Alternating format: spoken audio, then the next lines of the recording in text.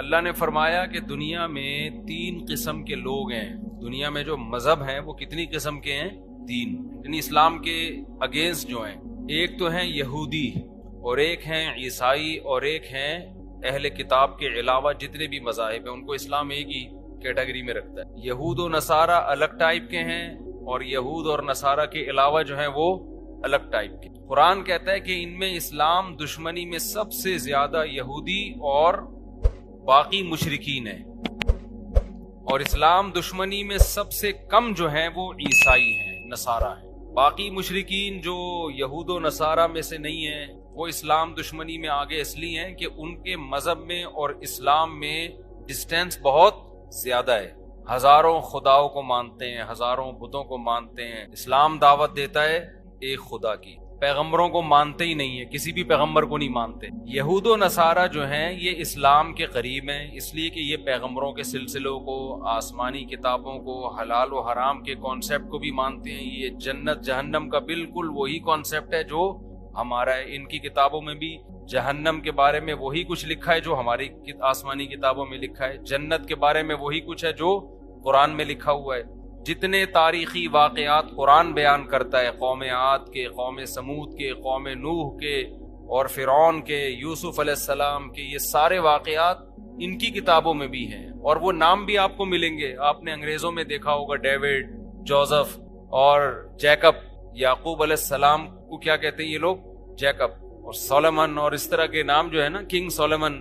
لیکن ہندوؤں میں آپ کو، سکھوں میں آپ کو ایسے نام نہیں ملیں گے. تو ہونا یہ چاہیے تھا کہ یہود اور عیسائی اسلام کے سب سے قریب ہوتے ہیں، لیکن قرآن نے کہا ان میں یہودی سب سے بڑے مشرکین کے ساتھ. وجہ کیا ہے؟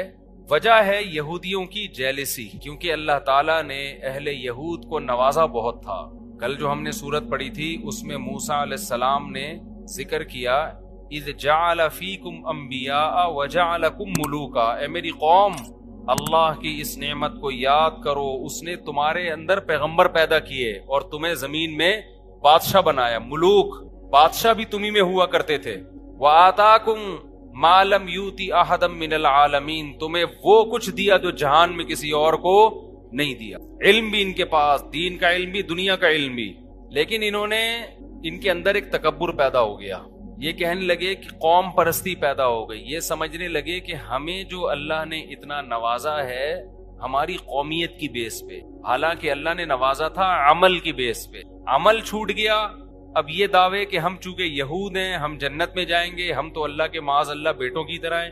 قرآن نے کہا کہ یہ تمہارے دعوے تمہارے خود ساختہ ہیں. تم نے پیغمبروں کا انکار کیا، پیغمبروں کو قتل کیا، خاص طور پر عیسیٰ ابن مریم کے ساتھ جو کچھ تم نے کیا، پھر تم نے محمد صلی اللہ علیہ وسلم کا انکار کیا.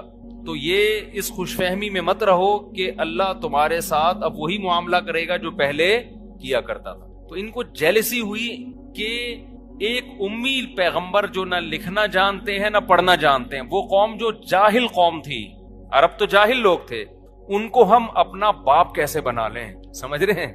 ان کو ہم اپنا امام کیسے بنا لیں؟ کل تک تو وہ ہم سے پوچھا کرتے تھے. اس حسد کی آگ میں بھڑکنے کی وجہ سے انہوں نے اسلام دشمنی میں سب سے زیادہ پہل کی. تبھی آج دیکھیں نا کہ فلسطین پر قبضے کا دعویٰ اور حقدار عیسائی اپنے آپ کو نہیں کہتے، حالانکہ عیسائیوں کی بھی حکومتیں رہی ہیں. حضرت عیسیٰ علیہ السلام، حضرت مریم، یہ پوری تاریخ بیت المقدس کی وابستہ ہے عیسائیوں کے ساتھ. لیکن کوشش میں کون لگا ہوا ہے؟ یہودی. وجہ کیا ہے؟ وہ کہتے ہیں ہماری وہی خلافت جو پہلے تھی دنیا میں، اور بیت المقدس کے ذریعے ہم، یہ مرکز تھا پوری دنیا کا، تو یہ بیت اللہ کیوں مرکز بن گیا؟ مکہ مکرمہ کیوں مرکز بن گیا؟ ساری دنیا وہاں کیوں جاتی ہے، یہاں کیوں نہیں آتی؟ سمجھ رہے ہیں کہ نہیں سمجھ رہے ہیں؟ تو یہ جیلسی، حسد حسد حسد، جس کا نتیجہ یہ نکلا کہ وہ اسلام دشمنی میں سب سے آگے بڑھ گئے. اور قرآن کہتا ہے وَلَا تَجِدَنَّ أَقْرَبَهُمْ مَوَدَّةً لِّلَّذِينَ آمَنُوا الَّذِينَ قَالُوا إِنَّا نَصَارَىٰ. اس کے برعکس جو عیسائی ہیں وہ دوسرے مذاہب کی نسبت اسلام سے سب سے زیادہ قریب ہیں. وجہ کیا ہے؟ وجہ ان کے مذہب کی کچھ ایسی تعلیمات ہیں، ان تعلیمات نے ان کو ان برائیوں سے روکا ہے جو برائیاں یہود میں تھیں. بعض دفعہ مذہب میں کچھ ایسی چیزیں ہوتی ہیں کہ مذہب ان چیزوں کو بہت ہائی لائٹ کرتا ہے، تو اس سے کچھ خیر کی چیزیں آپ کے اندر رہ جاتی ہیں، غلط ہو کے بھی رہ جاتی ہیں۔ وہ چیزیں کیا ہیں؟ بِأَنَّ مِنْهُمْ قِسِّيسِينَ وَرُهْبَانًا، عیسائیوں نے نا ایک چیز خود سے ایجاد کی تھی اپنے مذہب میں، رہبانیت، دنیا سے بے رغبتی۔ جو جتنا زیادہ دنیا سے دور بھاگے گا اتنا ہی نیک ہوگا۔ اب یہ ابتدعوها، قرآن کہتا ہے خود گڑھا انہوں نے یہ فلسفہ، غلط تھا، لیکن بہرحال اس کا ایک فائدہ یہ ہوا کہ جب انسان کے دل میں دنیا کی لالچ ختم ہو جاتی ہے تو اس کے لیے حق کو قبول کرنا آسان ہو جاتا ہے، کیونکہ وہ ذہنی طور پر اس کے لیے تیار ہے پہلے سے۔ ہمارے والد صاحب ایک واقعہ بیان کرتے تھے کہ ہندوستان میں ایک پنڈت تھا یا کوئی ہندوؤں کا کوئی بڑا تھا، وہ عجیب عجیب کمالات دکھاتا تھا نا، شعبدے، یہ کر دیا، یوں کر دیا، ایسے میز کو اوپر اٹھا لیا، ہوتے نا شعبدے۔ مسمرزم کا بڑا وہ ہیپناٹائز ہوتا ہے، ایک مسمرزم ہوتا ہے، دماغ پہ قبضہ کر لیتے ہیں۔ تو ایک بزرگ گئے اس کے پاس اور ان سے بولا کہ یار یہ تیرے اندر یہ کمال کیسے پیدا ہوا؟ تو چیزوں پہ توجہ مرکوز کرتا ہے، وہ چیز اٹھا لیتا ہے، ٹھیک ہے نا۔ تو اس نے کہا کہ میں نے نا زندگی بھر اس کی کوشش کی ہے کہ اپنی خواہشات کے میں اگینسٹ چلاؤں، میرا جو دل چاہتا ہے میں اس کے خلاف کرتا ہوں، کہ قوت ارادی مضبوط ہو جاتی ہے نا اس سے، جو میرا دل چاہے گا میں اس کے خلاف کروں، اس سے انسان کی قوت ارادی مضبوط۔ تو اس کا مجھے یہ فائدہ ہوا ہے کہ اس طرح جب میں کسی چیز پہ توجہ ڈالتا ہوں تو میرے ارادے کے ذریعے نا اس پہ کوئی ریز نکلتی ہوں گی، اب سائنٹیفک اس کی کیا حقیقت ہے تو اللہ ہی جانے۔ تو یہ میرے اندر ایک کمال پیدا ہو گیا، میں اپنی توجہ کے ذریعے ایسے چیزوں کو ہلا دیتا ہوں۔ ان بزرگ نے کہا اچھا تو یہ بات بتا، تو نے ہمیشہ اپنی خواہشات کی مخالفت کی؟ اس نے کہا ہاں۔ اس نے کہا تیرا دل چاہتا ہے اسلام قبول کرنے کا؟ اس نے کہا نہیں۔ انہوں نے کہا مخالفت کر رہا ہوں، اب کیا کر؟ اور وہ مسلمان ہو گیا، اس نے کلمہ پڑھ لیا۔ تو اب اس کے اندر ایک خاصیت بہرحال پیدا ہو گئی تھی نا کہ آپ جب اپنی خواہشات کے خلاف چلتے ہیں تو جہاں اس کے نقصانات ہوتے ہیں وہاں ایک کوالٹی بھی تو پیدا ہوتی ہے نا۔ اسلام آپ کو خامخواہ میں اپنی خواہشات کے خلاف چلنے کے لیے نہیں کہتا، اسلام کہتا ہے ناجائز خواہشات چھوڑ دو، جائز کو پورا کرو۔ لیکن خواہشات کے اگینسٹ چلنے سے بہرحال ایک آپ کے اندر کمال پیدا ہوتا ہے، آپ کی قوت ارادی مضبوط ہوتی ہے۔ جو اپنے خواہشات کے غلام بنے ہوئے ہوتے ہیں ان سے دنیا میں کوئی بھی کام، ان سے 20 رکعت تراویح نہیں پڑھی جاتی، وہ گن رہے ہوتے ہیں ہر 2 رکعت، یار ہوگا کیا، کتنا ٹائم اور لگے گا۔ تو عیسائیوں میں کیا کمال تھا کہ رہبانیت، تو قرآن کہتا ہے اس رہبانیت کی وجہ سے ان کے دل نرم۔ عیسائیوں کی بھی اسلام سے بڑی بڑی دشمنیاں ہوئی ہیں، بڑی بڑی لڑائیاں ہوئی ہیں، لیکن ایک من حیث القوم، قومی سطح پہ قرآن بیان کر رہا ہے کہ دوسری قوموں کے نسبت یہ مذہب اسلام کے زیادہ قریب ہے۔ ایک وجہ تو یہ، دوسری وجہ یہ بھی قریب ہونے کی کہ عیسائی حضرت عیسیٰ سے پہلے کے تمام پیغمبروں پر ایمان رکھتے ہیں، صرف ایک نبی کا انکار کرتے ہیں، محمد صلی اللہ علیہ وسلم، اور یہودی حضرت عیسیٰ کے بھی منکر اور نبی کے بھی منکر، تو ان کا جرم عیسائیوں سے زیادہ ہے، تو اس لیے بھی وہ حق کے زیادہ قریب ہیں عیسائی جو۔ اور آج پوری اچھا جو مکاریاں چالاکیاں یہودیوں نے کی ہیں وہ عیسائیوں میں نہیں ہیں، وہ عیسائیوں میں نہیں ہیں۔ ہٹلر نے عیسائیوں کو نہیں زیادہ چھیڑا تھا، وہ تو خود بھی عیسائی تھا، اس نے دشمنی کس سے کی تھی؟ یہودیوں سے۔ اس کا یہ نظریہ تھا کہ یہ فساد کی جڑ ہے۔ پھر کہتے ہیں اس نے کچھ یہودی چھوڑ دیے، اس لیے چھوڑ دیے کہ دوبارہ یہ فساد کریں گے تو لوگ پھر مجھے کہیں گے اس نے صحیح کیا تھا۔ یہ اس کی رائے تھی، میں نہیں کہہ رہا، میں نہیں کہہ رہا، وہ جانے، آپ جانے، ہٹلر جانے۔ تو عیسائی، اچھا سارے یہودی بھی ایک جیسے نہیں ہوتے، یہ خوب سمجھ لیں۔ ہم نے بعض یہودی دیکھے ہیں، سنے بھی ہیں ان کے بارے میں، وہ بھی اسلام کو بہت سے مقام پہ سپورٹ کرتے ہیں۔ سب کو ایک ہی لاٹھی سے کبھی بھی نہیں ہانکنا چاہیے۔ ہانگ کانگ میں وہاں کے مفتی اعظم سے میری ملاقات ہوئی، انہوں نے کہا کہ یہاں ہمیں یہودی سپورٹ کرتے ہیں، ہم یہودیوں کو سپورٹ کرتے ہیں، کیونکہ آسمانی مذاہب ہے نا، تو یہاں پر یہودی مسلمانوں کا ساتھ دیتے ہیں، واللہ عالم۔ تو ہر جگہ سب ایک جیسے نہیں ہوتے۔ تو آپ کو کوئی یہودی نظر آیا تو آپ نے فوراً قرآن کی آیت پڑھ کے اس کا سر ڈنڈے سے کوٹ دیا کہ اسلام، ضروری نہیں ہے کہ وہ بھی اسلام دشمن ہو، بلکہ آپ کو میں کمال کی بات بتاؤں کہ جب لندن کی یہ جو یو کے ہے، یونائٹڈ کنگڈم، اس کی اسمبلی میں یہودیوں نے یہ آواز اٹھائی تھی کہ ہمیں ایک الگ ریاست چاہیے اسرائیل کے نام پہ، تو اس کی سب سے پہلے مخالفت جس نے کی تھی وہ یہودی تھا، اور اس نے اس بیس پر مخالفت کی تھی کہ ہماری 1300 سال ہو گئے مسلمانوں سے اب تک کوئی جنگ نہیں ہوئی، وہ جو نبی کے دور میں ہوئی تھی اس کے بعد سے جنگیں ہماری نہیں ہوئی ہیں، تو ہم خامخواہ میں مسلمان جیسی اتنی بڑی قوم سے کیوں پنگا لے بھائی، ہم بلا وجہ ایک نیا شوچا چھوڑ دیں، ہم اب تک ہماری مسلمانوں سے کوئی جنگ نہیں ہوئی ہے۔ اور حقیقت ہے خلافت عثمانیہ نے یہودیوں کو سپورٹ کیا تھا، بچایا تھا بہت سے۔ ترکی آپ جائیں نا، ہسٹری پڑھیں تو آپ کو پتا چلے گا بہت سے یہودیوں کی پناہ گاہ تھی یہ ترکی، مسلمان ان کو پناہ دیتے تھے ان کی جانوں کی حفاظت کی، کیونکہ یہ ان سے کوئی پنگا پھڈا چل نہیں رہا تھا مسلمانوں کا. لیکن بہرحال احادیث میں ہے کہ آخری جو مسلمانوں کی سب سے بڑی جنگ ہوگی وہ کس سے ہوگی؟ یہودیوں سے ہوگی. تو وہ پیشگوئی نبی کی پوری ہونی تھی، تو وہ اسرائیل کے نام پہ ایک شوشہ چھوڑ دیا. پھر جو فلسطینیوں پہ ظلم ہوا وغیرہ وغیرہ جو کچھ ہو رہا ہے. تو میں یہ عرض کر رہا تھا کہ عیسائیوں میں دوسری کوالٹی کیا ہے کہ یہ تمام پیغمبروں پر ایمان رکھتے ہیں. ان میں وہ چالاکیاں نہیں تھی جو کس میں تھی؟ یہود. یہی وجہ ہے کہ دنیا میں جو سب سے زیادہ مذہب قبول کرنے والی قوم ہے نا اسلام، وہ عیسائی ہیں. میں نے بھی اس کا مشاہدہ کیا، سب سے زیادہ عیسائی لوگ ہیں جو اسلام کو قبول کرتے ہیں. ان میں یہ ریشو دوسرے مذاہب کی نسبت سب سے زیادہ ہے. امریکہ میں تو آئے دن لوگ مسلمان ہو رہے ہیں، لندن میں بھی. ہمارے اتنی بڑی بڑی داڑیاں رکھتے ہیں وہ انگریز، بہت بہت زیادہ ہے. آگے اللہ نے فرمایا وَإِذَا سَمِعُوا مَا أُنزِلَ إِلَى الرَّسُولِ تَرَىٰ أَعْيُنَهُمْ تَفِيضُ مِنَ الدَّمْعِ. یہ اہل کتاب جو عیسائی ہیں، جب ان پر اللہ کی آیات تلاوت کی جاتی ہیں تو اے مخاطب تو ان کو دیکھے گا ان کی آنکھیں بہنا شروع کر دیتی. وجہ کیا ہے کہ یہ تورات پڑھ پڑھ کے نا یہ اللہ کے کلام سے مانوس ہو چکے ہوتے ہیں. جنہوں نے آسمانی کتابیں پڑھی ہیں نا تورات اور انجیل، انہیں اللہ کے کلام سے کچھ نہ کچھ مناسبت پیدا ہوتی ہے. تو عیسائیوں میں جو پادری ہیں، جو حق پرست ہیں، جب وہ کلام اللہ سنتے ہیں تو قرآن کہہ رہا ہے کہ ان کی آنکھیں بہنا شروع کر دیتی ہیں اور ان کو یقین ہو جاتا ہے کہ یہ وہی کلام ہے، بالکل اسی طرز کا کلام ہے جو اللہ نے موسیٰ کلیم اللہ اور عیسیٰ روح اللہ پہ نازل کیا. ڈاکٹر حمید اللہ صدیقی کے نام سے ایک بہت بڑے اسکالر گزرے ہیں، خطبات بہاولپور جن کی مشہور کتاب ہے. صدیقی ہیں یا نہیں؟ ڈاکٹر حمید اللہ صدیقی، شاید میں نے خود لگا دیا. ڈاکٹر حمید اللہ بہت بڑے اسکالر، حیدرآباد دکن کے تھے وہ. ان کی بڑی ریسرچ تھی کتابوں پہ، نایاب نسخوں پہ. تو ان کی تورات انجیل پر بھی بڑی ریسرچ، قرآن پر تو تھی.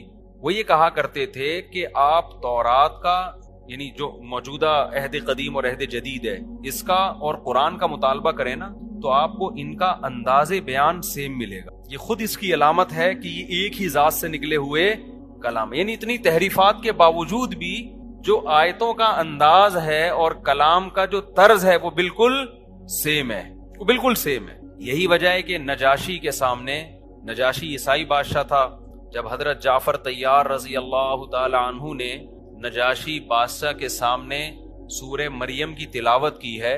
سورہ مریم سے یاد آیا، لوگ اکثر مجھ سے پوچھتے ہیں آپ تلاوت اپلوڈ کریں. ہماری تلاوت یوٹیوب پہ تراویح کی اپلوڈ ہوئی بھی، آپ لکھیں گے نا مفتی طارق مسعود ریسائٹنگ آ جائے گی. وہ بار بار نہ کریں، کہیں ایک ہی بات اپلوڈ ہوئی بھی ہے، سن لیں. سورہ قصص بھی ہے، سورہ مریم بھی ہے. تو جس نے سننی ہے، نہیں سننی تو وہ بڑے بڑے قاری ایک سے ایک پڑے ہوئے یوٹیوب پہ. تو بھائی، تو حضرت جعفر طیار رضی اللہ تعالی عنہ نے جب سورہ مریم کی تلاوت شروع کی ہے تو نجاشی اور اس کے گرد جتنے پادری بیٹھے ہوئے تھے سب کی داڑیاں رو رو کے تر ہو گئی. تو نجاشی نے اس موقع پہ کیا کہا تھا کہ اللہ کی قسم یہ وہی اسی جیسا کلام ہے جو اللہ نے عیسیٰ ابن مریم پہ نازل کی. اسی کا قرآن تذکرہ کر رہا ہے وَإِذَا سَمِعُوا مَا أُنزِلَ إِلَى الرَّسُولِ تَرَىٰ أَعْيُنَهُمْ تَفِيضُ مِنَ الدَّمْعِ. جب یہ رسول پہ جو کلام نازل ہوا یہ سنتے ہیں، اے مخاطب تو دیکھے گا ان کی آنکھیں آنسوؤں سے بہنا شروع کر دی. یہ بھی بلاغت ہے قرآن کی. یہ نہیں کہا کہ آنکھوں سے آنسو بہیں گے، آنسوؤں میں آنکھیں بہنا شروع کر دیں گی. یہ بلاغت ہے. اتنا روتے ہیں جیسے آنکھیں بہتی چلی جا رہی ہیں. تو بہت ایسے واقعات ہیں قرآن پڑھ کے رونے کے. غیر مسلموں نے سنا، حضرت عمر نے سنا، کیسا دل پگھل گیا ان کا. نجاشی نے سنا، اس کے پادریوں نے سنا. آپ کہہ سکتے ہیں مدینہ کے جو لوگ تھے وہ کیوں نہیں روتے تھے، جو دشمن تھے. یاد رکھیں جب آپ کے دل میں کسی کا بغض پیدا ہو جائے نا، ایک دفعہ کینہ پیدا ہو جائے، پھر آپ دلائل کو سائڈ پہ رکھ دیں، پھر آپ ہمیشہ اس کے خلاف کوشش میں لگے رہتے ہیں. آج جو مسلکی اختلافات ہیں نا، 8 رکعت تراویح، 20 رکعت تراویح، رفع الیدین، ٹانگیں چوڑی ٹانگیں پتلی، ان کا بھی مسئلہ سارا یہی ہے. نام ہم سب قرآن و حدیث کا لگاتے ہیں لیکن سب کا مطلب اپنی ٹھڑک پوری کرنا ہوتا ہے کہ اپنے مسلک کی ٹانگ کو اونچا رکھو، دوسرے مسلک کو، ورنہ پتا ہوتا ہے کہ یار دلیل ادھر بھی ہے اور ادھر بھی ہے، لیکن اپنی والی دلیل کو دلیل کہنا ہے، دوسرے والی کو کہنا ہے 100% غلط. یہ ٹھڑک چل رہی ہے آج کل مارکیٹ میں. لیبل کیا لگایا جا رہا ہے؟ قرآن و حدیث کا. سمجھ رہے ہو نا؟ لیبل قرآن و حدیث کا. کیونکہ ہمیں تو صبح و شام تجربہ ہوتا ہے. جب آپ دلائل دینا شروع کرتے ہو تو نہیں یہ ضعیف ہے، یہ یوں ہے تو یہ یوں ہے، خام خواہ کے فتوے ٹھوکنا شروع. اور کمال کی بات یہ کام وہ لوگ زیادہ کر رہے ہوتے ہیں جو خود کو مسلک پرست نہیں کہتے. وہ لوگ یہ زیادہ کر رہے ہوتے ہیں جو کہتے ہیں ہمارا کوئی مسلک نہیں ہے. اس سے پتہ چلتا ہے آپ کا تو ایسا مسلک ہے کہ آپ اس کے علاوہ سب کو جہنمی سمجھتے ہو.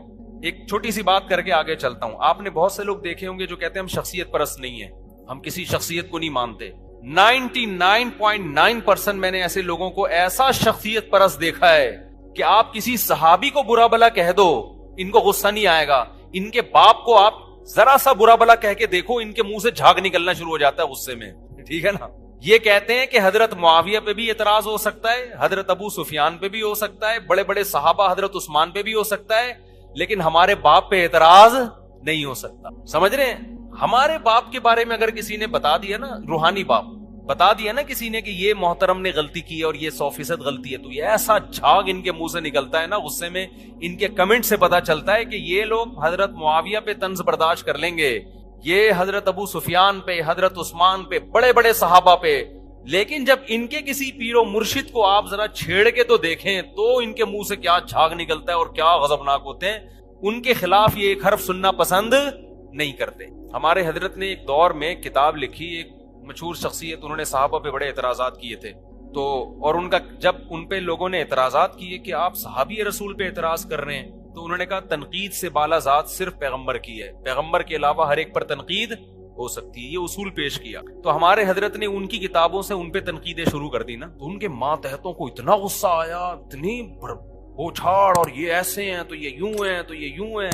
انہوں نے فرمایا کہ تم عجیب لوگ ہو, صحابہ کو تو تم تنقید سے بالا تر نہیں سمجھتے, لیکن جو تمہارے پیر و مرشد, تمہارے امیر پر تنقید کی جاتی ہے تو بجائے ٹھنڈے دل آرام سے سن کے تمیز سے اس کا جواب دو, ایسا نہیں کرتے, ایک دم جھاگ اگلنا شروع.